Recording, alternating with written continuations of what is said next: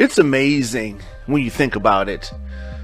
The amount of damage, the amount of misinformation, the amount of lies that emanate from one person. It's your man Diamond K in here, of course, RadioFire.com, the Diamond K Show.com. Thank you for joining me. Thank you for tuning in.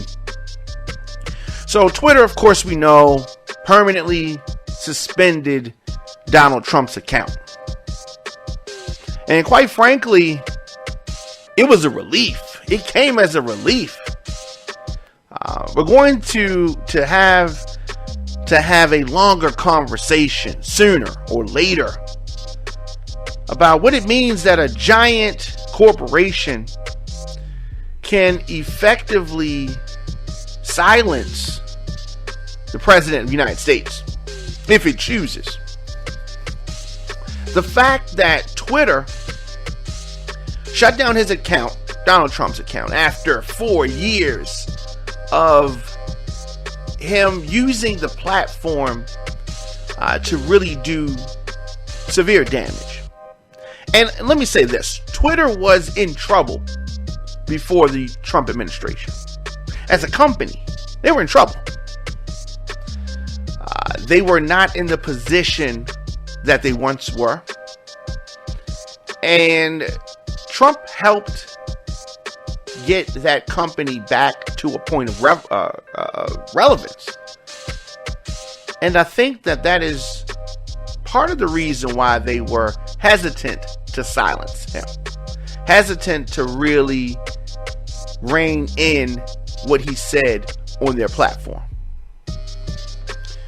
But the recent events at the Capitol, of course, tied their hands. And in an attempt to circumvent, to not face the responsibility that they played in what happened, the responsibility that they play in allowing misinformation to run rampant. This is all of the social networks. There's a balance.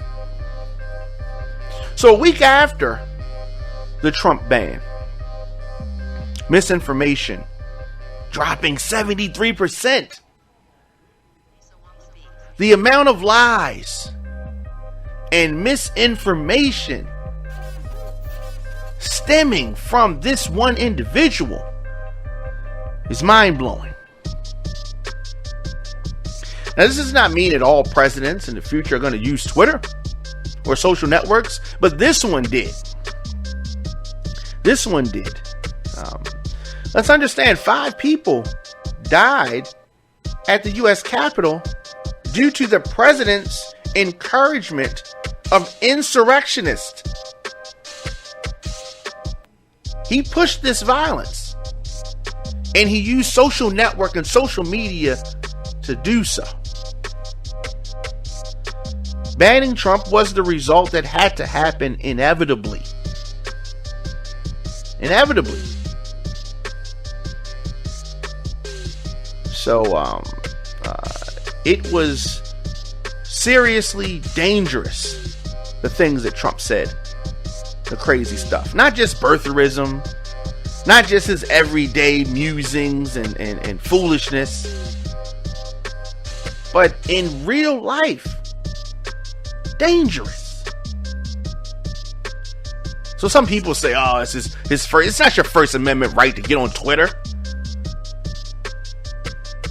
It's so ironic that many of the people talking about Trump's being silenced, and it's his First Amendment rights being taken away, those were the same people that were saying that cake makers and bakers didn't have to make cakes for same-sex couples because it was their business and it wasn't the government. But when the shoe is on another foot, then they're confused. Then all of a sudden, no, Twitter has to do it. Twitter doesn't have to do that.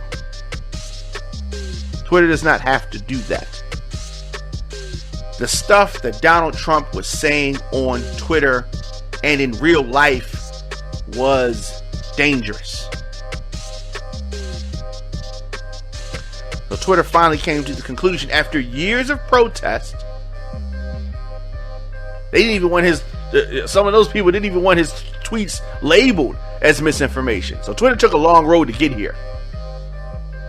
The company did not ban Trump because they didn't like his politics. There are a lot of people with the wrong politics on the Twitter platform. And they haven't been banned, and they won't be banned. It's not just this politics. That's not why. Politics alone? No. It's not about that. The action came because Twitter, almost certainly with the blessing of its founder Jack Dorsey, decided that Trump was still a threat to incite violence between now and Inauguration Day, which is just a few days away. And they're right. They didn't want to be liable for the bodies that could come if Trump can just say anything. You can disagree with the assessment. You can argue with it. I agree with it, and it should have happened sooner. And I don't think that this lets Twitter off the hook completely. So, what was it that really got them to this point?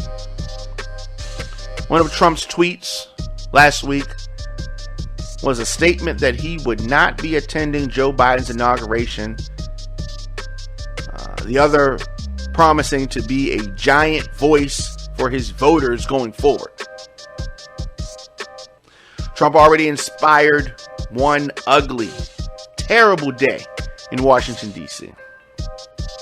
In part by using social media to get this message out there. So no one wanted the chance, no one wanted to take the chance of a repeat thing. Nobody wanted that. In the final days of this Trump presidency, this American nightmare, we have seen those companies reconsider, at least in public reconsider. I don't know what they're saying behind the scenes, how they approach their responsibilities to the public. Facebook earlier suspended Trump until at least the inauguration. Has toyed with its algorithm to tamp down on misinformation. Google banned Parler, the right-wing version of Twitter, from Google Play Store because of the threats of election-related violence. Apple threatened to do the same on the App Store. YouTube booted Steve Bannon for posting videos claiming the election was stolen.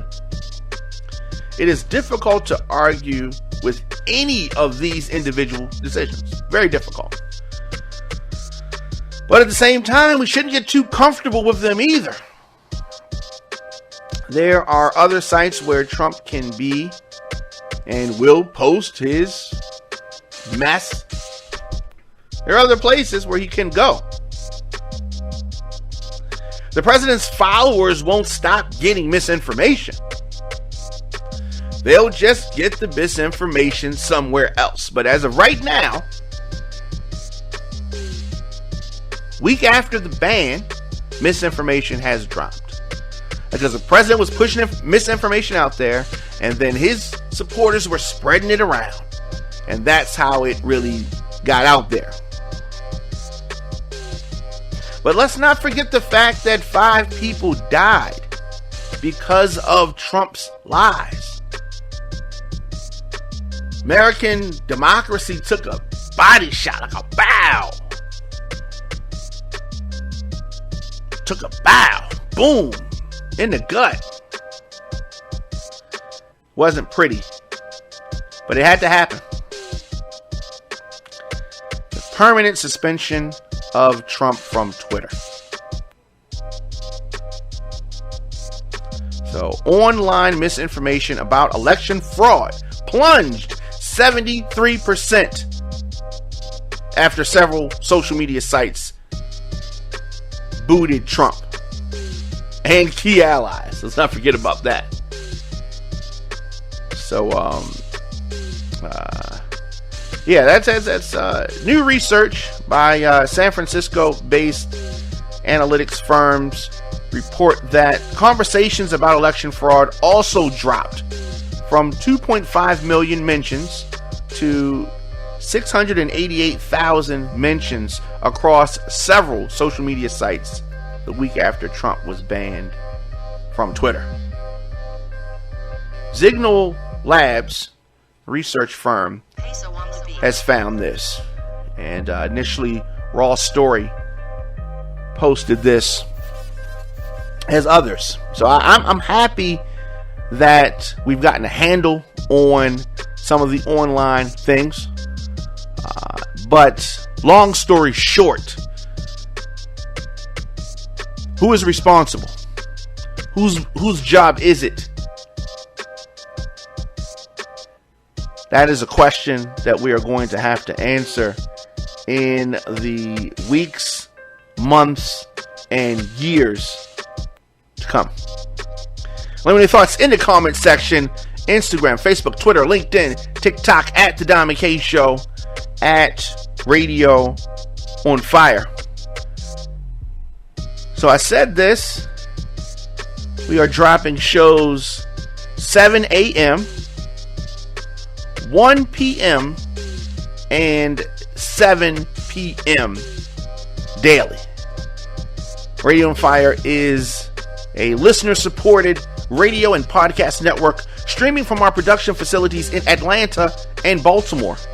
We're able to broadcast programs like The Dom K Show because of our listeners and amazing partners.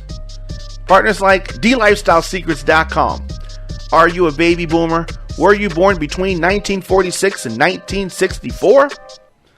Well, more than 71 million Americans are baby boomers. And as you age, the goal is to experience as few aches and pains as possible while staying mobile. DLifestyleSecrets.com helps you do just that by providing a blueprint to reduce and or eliminate joint pain by teaching members to communicate naturally with their bodies. DLifestyleSecrets.com gives baby boomers step-by-step videos, natural recipes, and most importantly, the motivation to re-energize themselves naturally. Visit DLifestyleSecrets.com to join this active community of baby boomers. And of course, I encourage you to shop with all of the companies that support RadioOnFire.com. Before we get back to the show, in the black community, we always talk about building generational wealth. So how do you do it?